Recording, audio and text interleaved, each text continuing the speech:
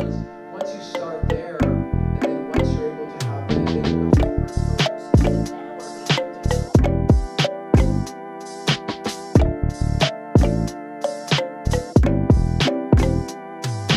It doesn't matter how much they pay you. I like it. And then Hannah, can you talk more about your jewelry brand that you're starting? Yeah, I just started. I just did a collab with this company called Fashion Strata. It's all real gold. It's all real gold, all real diamonds. It's like so chic. It's so cute. You can wear it in the water. I mean, it's something that's so, big compared to what I'm usually collabing with. You know what I mean? So I'm taking it to a bigger spectrum. You know what I mean? I'm aiming for the Beverly Hills house. Beverly Hills, Malibu. Those areas. Business comes first to me. So I'm like an entrepreneur as well. So, I know how to sell things. I know how to market right. I know how to. So I'm gonna basically take this, and I think we're gonna try and get Kyle involved in it. But We're gonna take over the world. Do it. yeah, it's a collab for now. But I do have my plans on starting my own company again for clothing as well. Okay. Sure. And then, hey, like, what have been like the biggest obstacles for you as you're starting these companies? The biggest obstacles I would say in starting the companies is basically, it always is a risk, taking on, new opportunities. It could either be, well, technically my deal is I can't really lose, but basically like taking That's a good way to do it. Can't really deals lose, that, like business stuff like that. You just got to be careful. You got to always watch your back because people are not nice and people aren't good. And, I've just seen it all. So, just growing up around the business, Yeah, I think the most important thing about business is knowing the business, knowing what you're doing when you're getting into it, and really if you don't know, like really do your homework because Yep. 90% of the time, the person you're going into business with is smarter than you in that business. So you need to educate yourself quick in order to even have a chance at getting a fair deal. So that's like the most important Yep. thing you can do. No, 100%. Like, do you guys have any like specific examples in in situations where things didn't work out, and then what you learned from it? Well, when I was on the Disney Channel, I had to fight. I had to literally fight the Disney Channel for the word starring. what? The word starring, like Oh, I thought you on said Corey in the House, like Okay. the word starring was like a big deal. Like they didn't want to give me starring. They just wanted to say Kyle Massey. And I was like, nah, I watch TV. Yeah. The star gets starring. Like, you know what I mean? 100%. And so, like, that's just one example of an obstacle that some people don't even know that exists. You know what I mean? But that I've had to get through, you know what I mean? Educate myself on. And, but I would just say, like just know what you're getting yourself into in any field, in my opinion. And actually, I mean, since we're talking about it, that was awesome. Like, how'd you go from being part of a show and then getting your own show? Was that just, did they bring it to you, or? Yeah, You have it was, the creators are really dope. They, created Full House and all that stuff. They brought me Corey in the House when I was filming Life is Rough in Utah.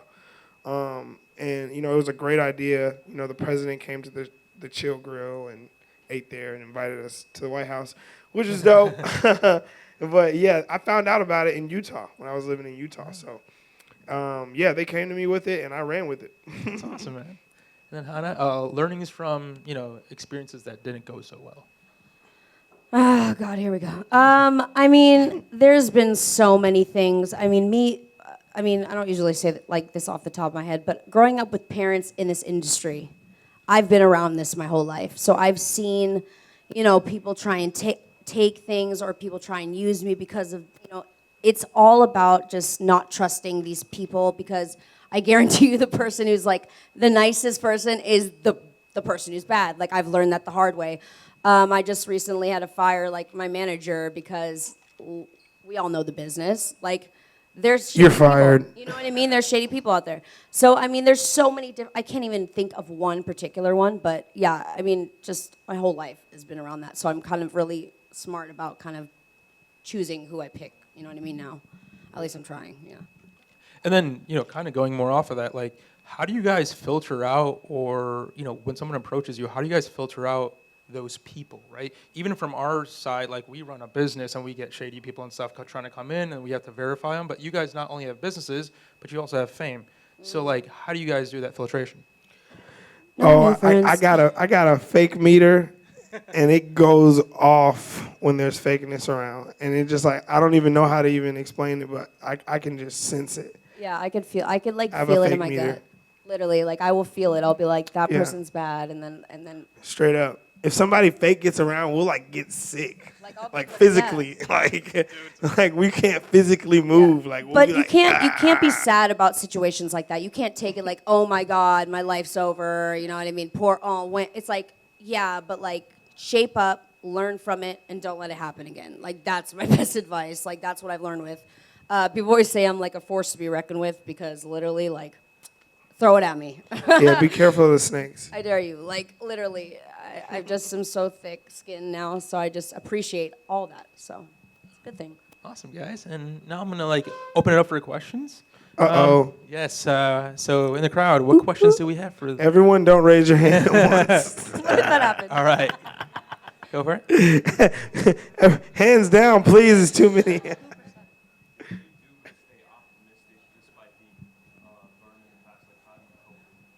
How do I stay optimistic burning from the past? Yeah, how do you avoid becoming like a cynical person? Yeah, okay, so it took me, okay, so I was bullied as a kid, and I'm an ambassador at Buddha Bullying. So I was, I've been through the stages of like not feeling adequate or like, I didn't feel like myself. It was really, really hard. But I think what kept me grounded was the people around me. The people around me were my family, were the people who like really did. And I took it as a way to, okay, you know what I mean? Why sit here and think, oh, poor me, when it's only my life, really. So I'm the only person who's gonna be affected by my decisions or what I do. So I kind of like turned it around into like this thing that's like an engine to kind of like plow through it. I keep optimistic. Sure, I have people commenting on my things like, you're ugly, but like it doesn't really affect me anymore because I realize the world is so big that, you know what I mean? It doesn't matter. The people who care about you matter. You know what I mean? Not the people who Yeah, don't. I would just say like the best way to stay optimistic because being famous for next year will be almost 20 years. Like you can imagine how much crap we've received. Like we used to get stalkers that pulled up to the That's So Raven set. When I was on Dancing with the Stars, they sent anthrax to Bristol Palin's trailer, and we had to be evacuated out of ABC. So I've had my fair share of hate too, and I had to go on Fox News and tell them that I wasn't dying of cancer because Raven retweeted it that I was. Oh my God. No joke. Like I had to literally go to Fox. He and be did like, die in a hey, plane guys. Oh yeah, crash. and I died in a plane crash. So it's like I've been through it, bro. Okay. So staying optimistic, I would just say, man, just none of that matters. Really doesn't matter. All that really matters is that you just focus on your goal, and each day you just take one step closer to achieving it. And all the other stuff is distractions. You know what I mean? Like just focus on your goal and one step at a time. Dilly dilly. Dilly, dilly. How much of the decisions that you make in terms of the content you make or starting a YouTube channel is what you think is going to do well, what opportunities business-wise versus what you might enjoy creating? Great question. That's a Hana question. I think that you do have to keep it authentic to your brand because it comes off as not real if you kind of put something out there that's maybe trending and not really your thing. I believe it's your niche that kind of sticks. So whether I kind of think about it like, okay, so I don't want to be like this fake person because I'm really not fake. So I'm going to stick to my brand, but I'm also going to follow the trend. So I'm always going to make it like a mixture of something just so it's also going to be popular because you have to kind of go with what is trending to kind of be trending, but to put your own spin on it. If you were to create a channel and you wanted to do like a challenge, like make your own challenge. You got to be out of the familiar with box. the challenges that are going on. So I'm brand new to YouTube, so I'm learning too. So so I'm learning too, but I'm just gonna do my best and do what But I no, think is funny. that's still good advice though, because like no matter what on YouTube, like you got to stay relevant. Like people are not gonna click on something that's quote unquote old, and nowadays the internet makes things quote unquote old in mere hours. So sometimes you got to jump on a wave and jump right off of that motherfucker. Yeah, like I redid my mom's song Heartbreaker, and that didn't do well because that's an 80s song. Do you know what I mean though? You got to learn the wave and ride You it. got to just kind of stay with the wave, but also stay authentic to yourself. Big facts. Yeah.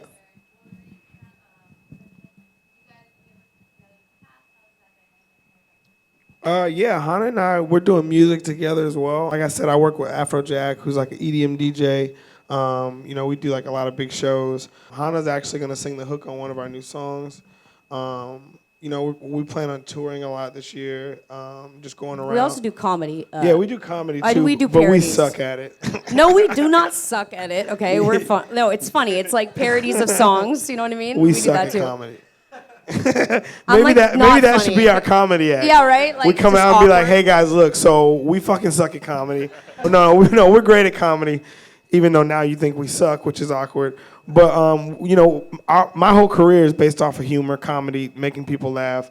So now we're gonna try and transition that to YouTube and see what comes out of it. A lot of great shows have come from Facebook Live and YouTube, like TV shows. So essentially, we're making pilots. Yeah, we're making like a yeah. That's our strategy as far as like the content. Everyone else is making content. We're over here. By the way, new video we on playing chess, Sunday. not checkers. New video Sunday. New YouTube video on Sunday. By the new way. YouTube video on Sunday. Why I didn't go to Coachella? What's your channel called? Whoa. Channel? Ciroc. What happened? Right? You guys Dun, gotta dun, see. dun. Bum bum. Yeah. Any other questions in the audience? Right here, Kendra.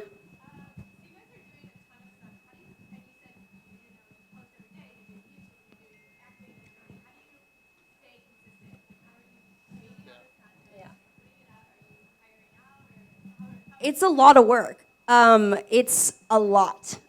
Social media is social media. Do you know what I mean? It's being social. True. So I'm doing probably a video a day, a photo shoot a day, the same day, and then I'm going to a meeting. I have an assistant. I have a manager. I have an agent. I have all that. So they help me out a little bit. But as far as my platform, I kind of keep it to myself. It's, people think like, where's the next video? Like, and I'm like, oh, let me just poof it out. Like, it takes a second to do. Like, I have to come up with it. I have to film it. I have to edit it. Like, all of it. So it is a lot of work, but I just kind of think about it like, if you miss a day, life will go on, okay? Like, it's, you know what I mean? It is what it is. Your fans are there and they're loyal, so they're gonna stick by you kind of, no matter what you do. But keeping consistent, it's hard, but it's doable. It just takes a lot of work and a lot of planners. I would answer the question too, but I completely forgot it. Question one more time. Oh, staying consistent. I would just say put it in your regimen, like, brushing your teeth. Like, just make it a necessity. Make doing what you love and making, getting one step closer to your dreams. Make that your priority. Yeah, and it's like not like we don't do something that we don't like. Like I do something that I Yeah. love that comes. It really natural. helps that we love our jobs and that our jobs love us too. That was the joke part. Everyone was supposed to laugh. When I had it written out, everyone was gonna burst into laughter. You're terrible and I was comedy. gonna step up and bow. But Hannah and Kyle, thank you so much for coming out today. We Thank really Thank you appreciate so it, much. guys. That was great. Thank you. Is this the part when I stand up and bow? We drop the mic. Drop the mic. Oh, photo time. Wait, hold up. You gotta do it on my phone too, though. Yeah. Can't nobody hold me down. Nobody hold me down.